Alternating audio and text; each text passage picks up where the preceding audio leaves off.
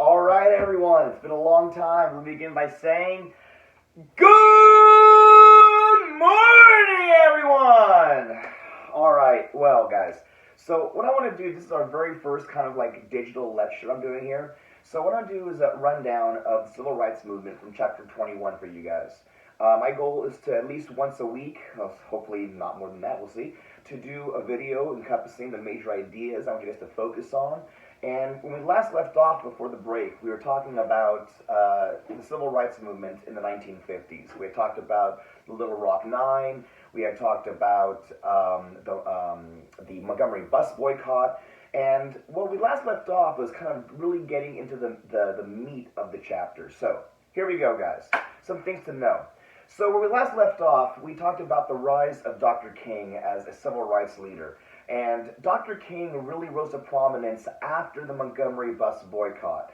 Now, I want to point out, so you guys, what you need to know is what he does create is called the SCLC, the Southern Christian Leadership Conference.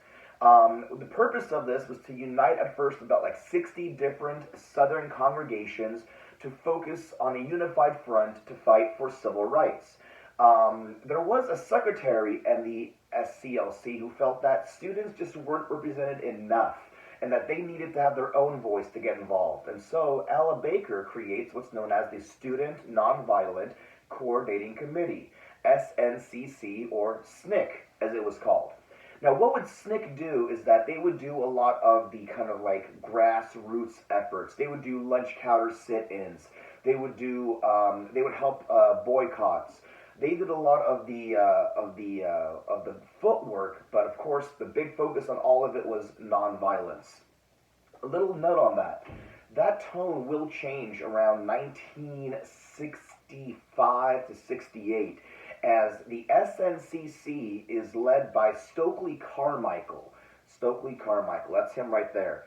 And what happened? Militant approach. You see, after over a decade of taking on nonviolence, some individuals felt it just wasn't enough, and so they do want to get a more aggressive movement. In fact, the term Black Power is said was coined by Stokely Carmichael.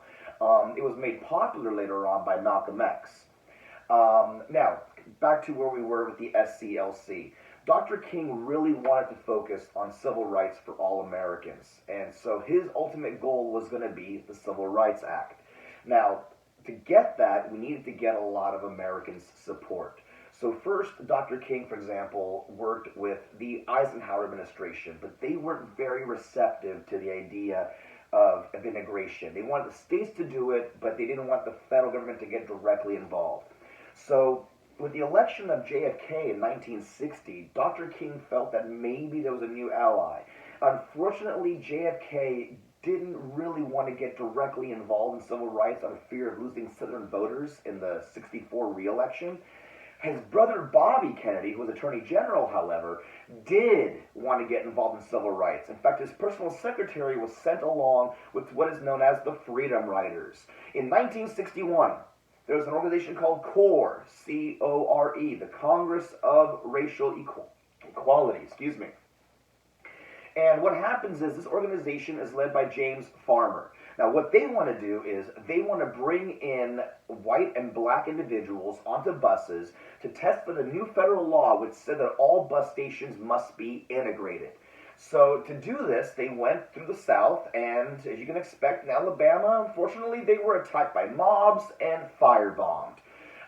It was at this point that the Kennedy administration decided to get directly involved. And so this brings up JFK in a big way. Unfortunately, as we know what's going to happen, he is assassinated. Now, the fear is, who will continue to fight for civil rights? Because after Kennedy, who do we have is Lyndon Johnson, a Southerner who's, in Texas. But he is a very progressive Democrat. And so he is absolutely going to carry on Kennedy's legacy. Now, what greatly helps out is the fact that Dr. King is there for the movement, is keep fighting on, and in fact, he delivers in 1963 probably one of the most important speeches ever given, the March on Washington and the I Have a Dream speech. Let's get to that real quick. Continuing on, now we're reached 1964.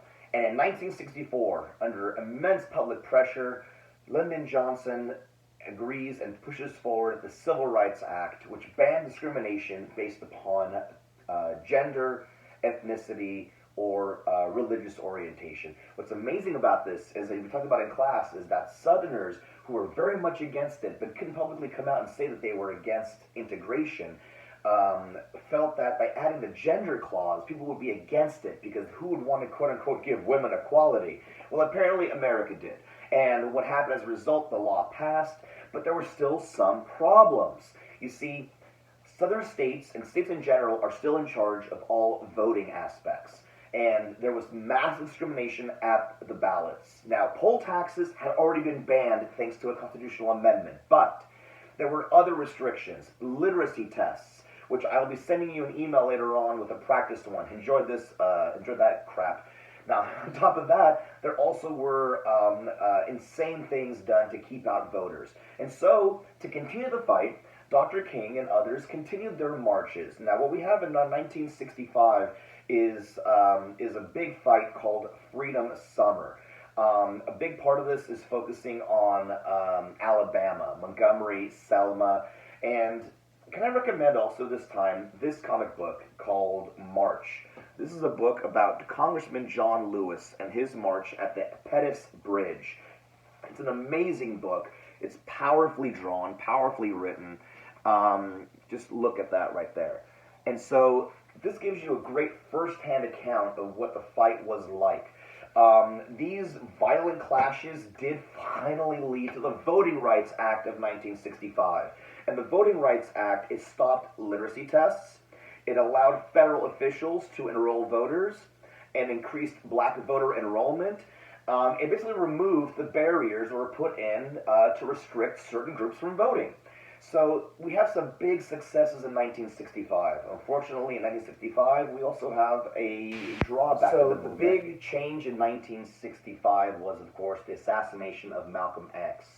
Malcolm X being killed changed the movement because Malcolm X at first was a more militant, aggressive approach to civil rights, but he too will adopt a more integrative approach after his march, his pilgrimage to Mecca. Unfortunately, his death does spark riots and violence around the U.S. Famously, in 1965, due to racial injustice and police brutality, we also have the Watts riots right here in Los Angeles. So there is a more militant, violent response to what's happening out there. For example, in Oakland, California, due to the police brutality and the ignoring by fire departments, neighborhoods created their own community watch systems, which also took a more militant approach, which you guys might know as the Black Panthers. The Black Panthers were founded by Huey Newton and Bobby Seale. And their purpose in creating it was twofold. It was not only to protect the community, but to also try to intimidate those who would oppose them. For example, they knew that in Oakland it was legal to carry open firearms but not concealed firearms, so they began to go to city council meetings openly carrying firearms to intimidate their opposition. As you can imagine, gun laws quickly passed in response to that. As I mentioned earlier, we have Stokely Carmichael, Rising in Power, and SNCC, a more militant approach. We have all these things happening. Unfortunately, what really kind of drives things over a tipping point happens in 1968, and I'm talking about the assassination of Dr. Martin Luther King. His assassination sparked race riots all over the U.S. and other parts of the world as well. And the Kerner Commission did end up ruling that racial injustice and racial inequality and racial issues were the causes of these issues of violence.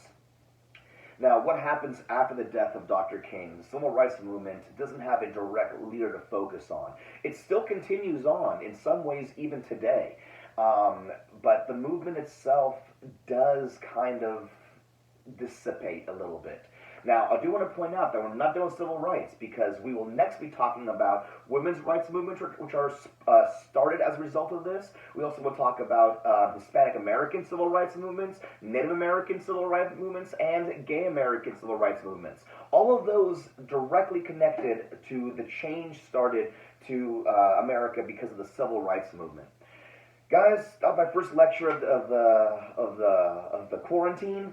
Let me know what you guys thought. Suggestions down below. You know the routine. And have a great week. Stay safe, and I'll see you later.